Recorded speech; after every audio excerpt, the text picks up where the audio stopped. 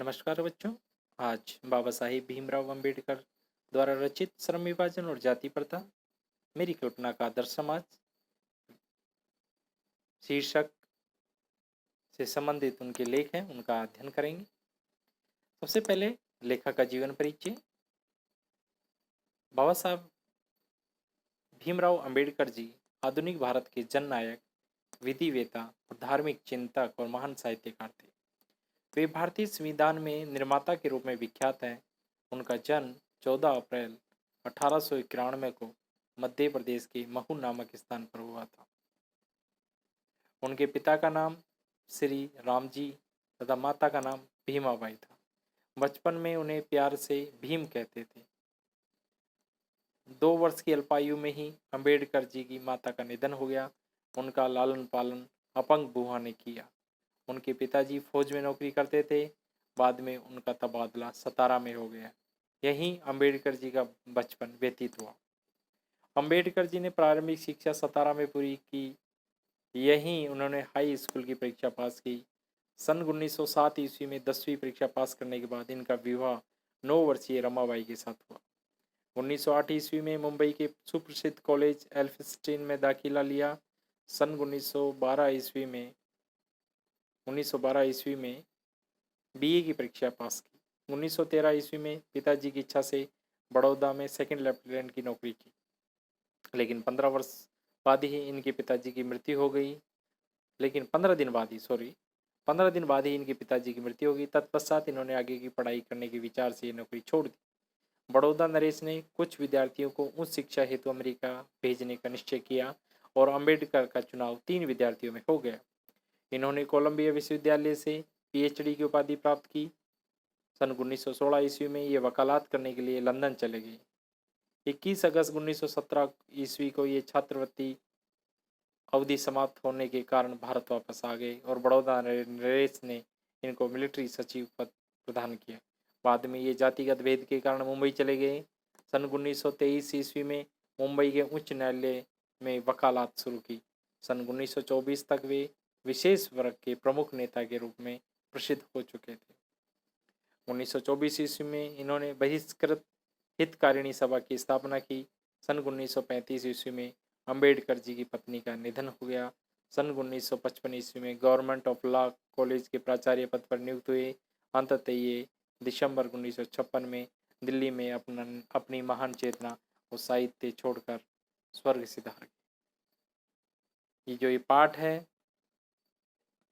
श्रम विभाजन और जाति प्रथा और मेरी कल्पना का आदर्श समाज का पाठ का सार आप सबके सामने प्रस्तुत किया जा रहा है। समझने की कोशिश करना। देखिए, प्रस्तुत पाठ भीमराव अंबेडकर के सुप्रसिद्ध भाषण एनिहिलेशन ऑफ कास्ट का हिंदी रूपांतर।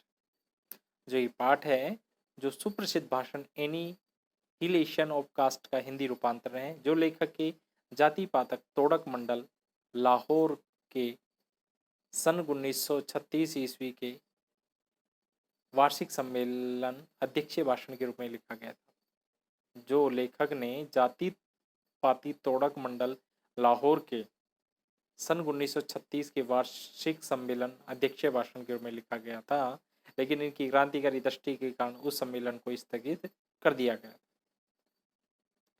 इस पाठ में लेखक ने जाति प्रथा को श्रम विभाजन का एक तरीका मानने की अवधारणा को निरस्त करते हुए केवल भावनात्मक नहीं बल्कि आर्थिक उत्थान, सामाजिक और राजनीतिक संगठन और जीवन यापन के समस्त भौतिक पहलुओं के ठोस परिप्रेक्ष्य में जातिवाद के समूल उच्छेदन की अनिवार्यता ठहराई कि जातिवाद को समूलता से समाज से उखाड़ कर फेंक देना चाहिए। साथ ही लेखक ने एक आदर्श समाज की कल्पना की। तो यहाँ लेखक का जो प्रस्तुत पाठ है, जो उनके सुप्रसिद्ध भाषण एनिहिलेशन ऑफ कास्ट का हिंदी रूपांतरण है, जो लेखक ने जाति पातक तोड़क मंडल जो लाहौर अधिवेशन 1936 के अध्यक्ष भाषण के रूप में लिखा गया था, लेकिन क्रांतिकारी दृष्टि के कारण उस सम्मेलन को स्थगित कर दिया गया था। इस पाठ में लेखक ने जाति प्रथा को श्रम विभाजन का एक तरीका मानने की अवधारणा को निरस्त करते हुए केवल भावनात्मक नहीं बल्कि आर्थिक उत्थान, सामाजिक राजनीतिक संगठन और जीवन यापन के समस्त भौतिक पहलुओं के ठोस परिप्रेक्ष्य में जातिवाद के समूल उच्छेदन की अनिवार्यता ठहराई।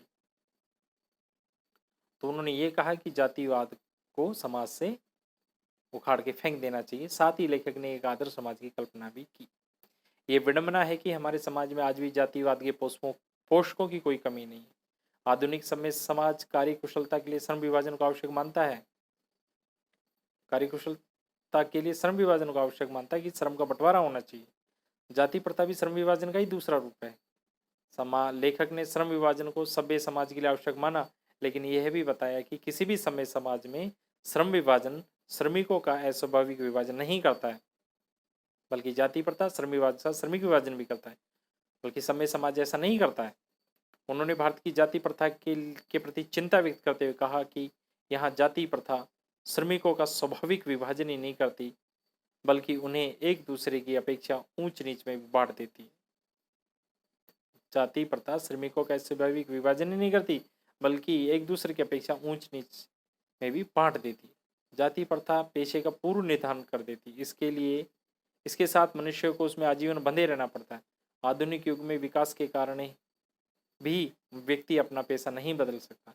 हिंदू धर्म में तो जाति प्रथा किसी को भी उसके पैतृक पेशे के अलावा अन्य पेशा चुनने की अनुमति नहीं देती, चाहे मनुष्य किसी कार्य करने में कितना ही दक्ष क्यों न हो।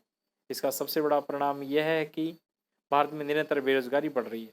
गरीबी और शोषण के साथ अरुचिपूर्ण कार्य करने की व्यवस्था निरंतर गंभीर समस्या है। समाज में जाति प्रथा आर्थिक असहायता को भी पैदा करती है।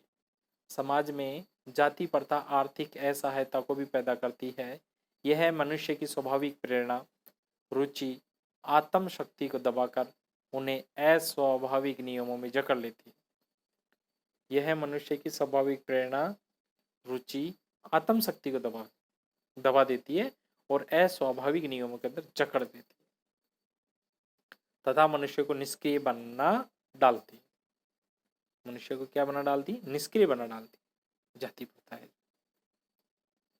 मतलब किसी तरह का उसकी इच्छा के अनुसार कोई पेशा चुनने की उसे अनुमति नहीं देती, चाहे वो कितना भी दक्ष न हो। इसके लिए क्या बढ़ेगी? बेरोजगारी बढ़ेगी। गरीबी, शोषण के साथ अरुचिपूर्ण कार्य करने की व्यवस्था निरंतर गंभीर समस्या के रूप में उभरेगी। समाज में जाति प्रथा आर्थिक असहायता को पैदा करती है और यह है मनुष्य की स्वाभाविक प्रेरणा, रुचि, आत्म शक्ति। तीन चीजों की याद रखना। मनुष्य की स्वाभाविक प्रेरणा, रुचि, आत्म शक्ति को दबाकर उसे अस्वाभाविक नियमों में जकड़ लेती है और मनुष्य को निष्क्रिय बना डालती है। लेखक ने एक आदर्श समाज की कल्पना की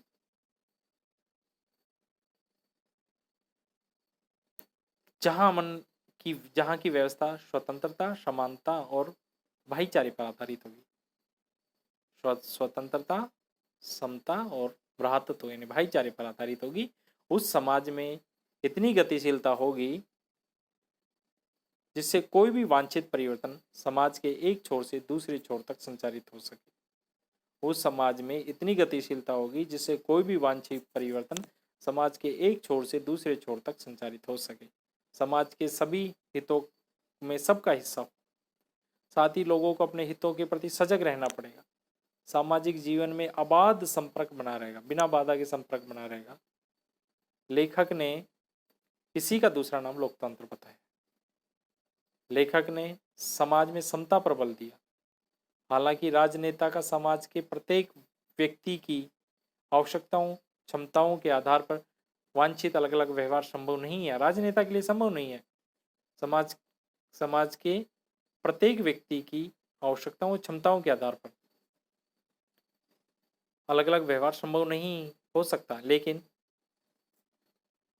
मानवता के दृष्टिकोण से समाज को दो वर्गों में नहीं बांटा जा सकता।